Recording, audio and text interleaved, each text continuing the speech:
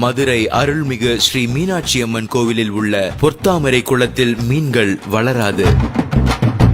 திருவண்ணாமலை சுவாமி எப்போதும் ராஜகோபுரம் வழியாக வராமல் பக்கத்து வாசல் வழியாகத்தான் வெளியே வருவார். எல்லா திருத்தலங்களிலும் பெருமாளின் இடது கையில்தான் சங்கு காணப்பெறும். திருக்கோவிலூரில் மட்டும் வலது கையில் சங்கு வைத்துள்ளார். சிதம்பரம் ஆலயத்தில் ஒரே இடத்தில் நின்றபடி ஸ்ரீ கோவிந்தராஜ பெருமாளையும் ஸ்ரீ நடராஜரையும் தரிசிக்கலாம். மதுரை மீனாட்சி அம்மன் கோவிலில் மொத்தம் 14 கோபுரங்கள் உள்ளன. வேறு எந்த கோவிலிலும் இவ்வளவு அதிகமான கோபுரங்கள் இல்லை. கும்பகோணம் அருகே உள்ள திருநாகேஸ்வரம் உப்பிலியப்பன் கோவிலில் தயாராகும் எந்த நெய்வேத்திய பண்டங்களுக்கும் உப்பு சேர்ப்பதில்லை. ராமேஸ்வரம் ராமநாத சுவாமி கோவிலில் பெருமாள் கோவில்களில் கொடுப்பது போல தீர்த்தம் கொடுக்கிறார்கள். வேறு எந்த சிவன் கோவிலிலும் இது போன்ற தீர்த்தம் கொடுப்பது கிடையாது. ஆழ்வார்குறிச்சி நடராஜர் சிலை ஒரே கல்லினால் ஆனது. இந்த கற்சிலையை தட்டினால் வெங்கல ஓசை வரும். ரத்னகிரி மலையில் உள்ள முருகனுக்கு அபிஷேகம் செய்யும் பால் சிறிது நேரத்தில் தயிராக மாறும் அதிசயம் நடக்கிறது. மூலவரே வீதி வலம் வருவது சிதம்பரம் நடராஜர் மட்டுமே.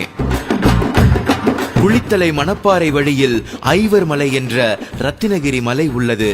இம்மலை மேல் காகங்கள் பறப்பதில்லை. கன்னியாகுமரி மாவட்டம் தக்கலை அருகிலுள்ள கேரளபுரத்தில் சிவபெருமானுக்கு கோவில் உள்ளது.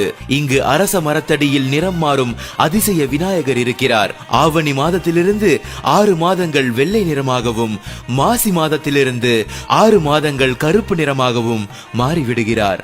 சந்திரகாந்த கல்லால் உருவாக்கப்பட்ட இந்த சிலைக்கு இப்படி ஒரு சக்தி இருக்கிறது.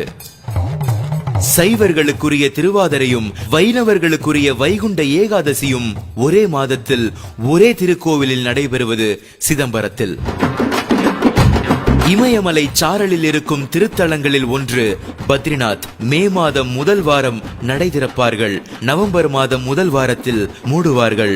நவம்பரில் கோவிலை மூடும் போது ஒரு தீபம் ஏற்றுவார்கள். அந்த தீபம் மீண்டும் கோவில் திறக்கப்படும் வரை, அதாவது 6 மாதம் எரிந்து கொண்டே இருக்கும். காசி நகரை சுற்றி 45 மைல் எல்லை வரை கருடன் பறப்பதில்லை. சமயபுரம் ஸ்ரீ மாரியம்மன் உட்கார்ந்த கோலத்தில் மிகப்பெரிய திருமேனி. இவ்வளவு பெரிய ரூபமுள்ள அம்பிகை வேறு எந்த கர்ப்ப கிரகத்திலும் இல்லை. இத்திருமேனி சிலை மூலிகைகளால் ஆக்கப்பட்டது. தேனி மாவட்டம் கம்பம் அருகிலுள்ள சுருளிமலை குகையில் விபூதி அள்ள அள்ள வந்து கொண்டே இருக்கும். இந்த குகைக்கு பெயர் திருநீர் குகை. சென்னிமலை முருகனுக்கு அபிஷேகம் செய்யும் தயிர் புளிப்பதில்லை.